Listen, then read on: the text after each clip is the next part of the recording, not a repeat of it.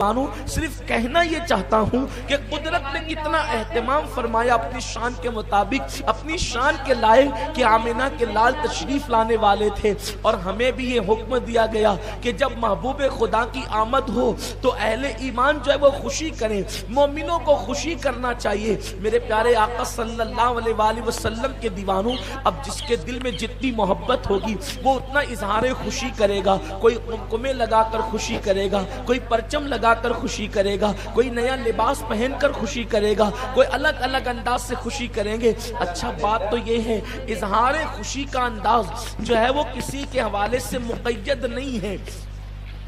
عید منانا سنت ہے، کیسے منانا چاہیے، عید الفطر کیسے منانی چاہیے، اس کا کسی کو پابند نہیں کیا گیا ہے۔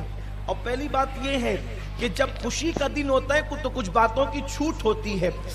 امریکہ والے جیسے عید مناتے ہیں، ہند پاک والے ویسے عید نہیں مناتے۔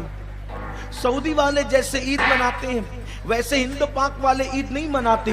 وہ اپنے کلچر کے حساب سے مناتے ہیں، ہم اپنے کلچر کے حساب سے عید مناتے ہیں، لیکن عید منانا سنت ہے۔ تو عید الفطر ہر انسان اپنی تہذیب کے مطابق مناتا ہے۔ مثال کے طور پر ہمارے یہاں عید الفطر کے موقع پر سیویاں پکتی ہے، لیکن سعودیوں کے یہاں سیویاں نہیں پکتی، ان کے یہاں کچھ اور پکتا ہے۔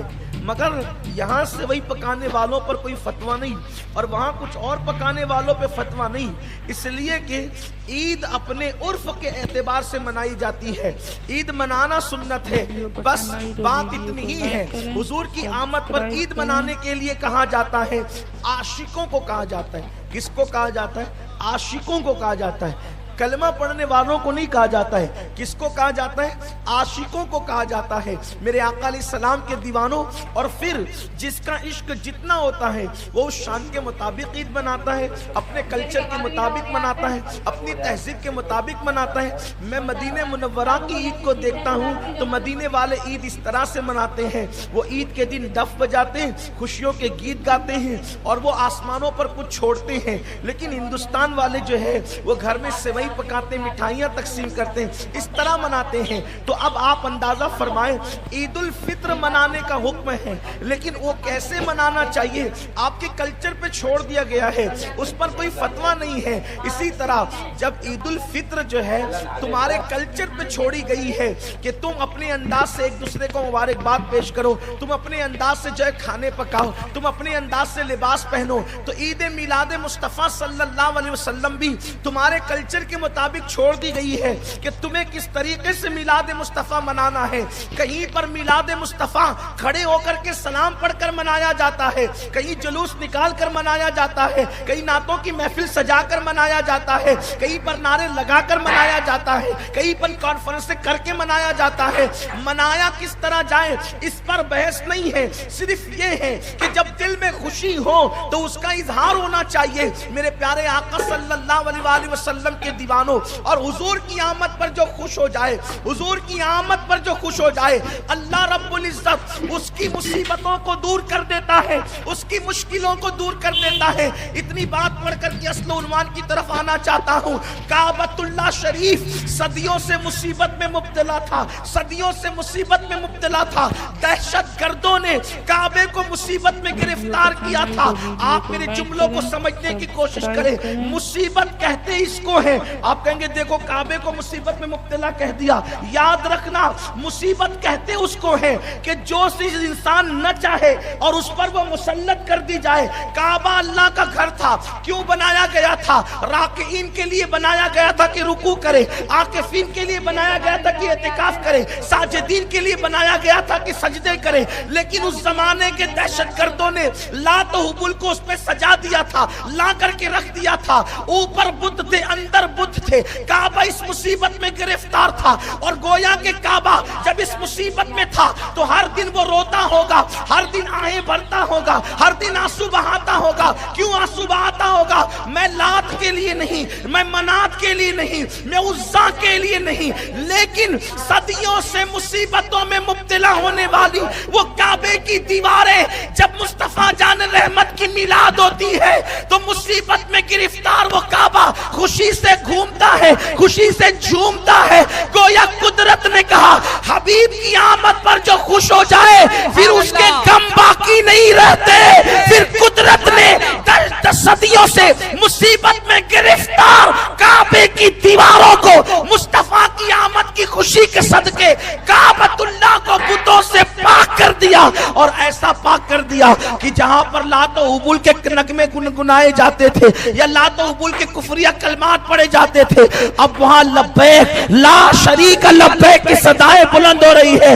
میں نے کعبے سے پوچھا، لوگ بہت پوچھتے ہیں تصور میں، ذرا ایک بار میں نے بھی کعبے سے پوچھا، او کعبہ تیرے یہاں تو شریک ہی شریک پڑے تھے، 360 معبودان باطل کی کثرت تھی، آخر تجھے مصیبت سے نجات کیسے ملی؟ کہ ایک دن آمنہ کی لال پہ خوشی کی، قدرت نے قیامت تک کی خوشیاں عطا کر دی. پتا چلا آمد مصطفیٰ پر جو ایک بار خوش ہوتا ہے اللہ قیامت تک اس کے دامن میں خوشیوں کو ڈال دیتا. آمد مصطفیٰ، آمد مصطفیٰ، سرکار کی آمد، سرکار کی آمد، جشن عید میلاد النبی، جشن عید میلاد النبی. سبحان اللہ، سبحان اللہ. اب اگر خوشیاں چاہتے ہو ایک خوشی مناؤ، ساری خوشیاں نصیب ہو جائیں. کوئی خوشی منا کر تو دیکھے، کوئی خوشی منا کر تو دیکھے. محبوب کی خوشی جو مناتا ہے اللہ اس کو کبھی غم عطا نہیں کرتا، دونوں جہان کے غموں سے اللہ اسے نجات عطا فرماتا ہے. میرے آقا علیہ السلام کے دیوانوں، آؤ پیار کریں اپنے آقا سے، آؤ محبت کریں اپنے آقا سے، آؤ الفت کریں اپنے آقا سے. آپ کہیں گے کہ حضور سے محبت کی باتیں اتنی کیوں کی جاتی ہے؟ میں ایک بات کہتا ہوں، حضور کسی کی محبت کے محتاج نہیں ہے، اس لیے کہ کسی کو کسی لیے پیدا کیا، کسی کو کسی لیے پیدا کیا. اللہ نے تو محبوب کو صرف محبت کے لیے پیدا، تجھ سے پیار کیا جائے گا. اب کوئی کرے نہ کرے وہ خود پیار کرتا ہے، وہ خود محبوب سے محبت کرتا ہو، اتنی کرتا ہے، اتنی محبوب سے محبت اتنی کرتا ہے کہ جہاں اتنی اور کتنے کی ساری حدیں ختم ہیں، اتنی اور کتنی کی اللہ اتنی محبت کرتا ہے. اور اللہ اس سے اتنی محبت کرتا ہے جو جتنا اس کے محبوب سے محبت کرتا ہے. اور محبت جب کسی کو کسی سے ہوتی ہے تو تھرمامیٹر نہیں ہوتا، ناپ تول نہیں ہوتی، اینو آ چونو چاں اینا و متا نہیں ہوتا، بلکہ پھر محبت جو ہوتی ہے تو محبت محبوب پہ خرچ کرنے کے لیے کہتی ہے، قربان ہونے کے لیے کہتی ہے، اس کی راہوں میں متائیں زیست بچھانے کے لیے کہتی ہے. محبت بڑی عظیم چیز ہوتی ہے، لیکن محبت کیوں ہوتی ہے؟ بہت سارے لوگ ایسے ہوتے ہیں جن کی محبت تھوپی جاتی ہے، لیکن اللہ نے اپنے نبی کو ایسی شان عطا کی ہے کہ جو میرے نبی کی زندگی کو پڑھے گا یا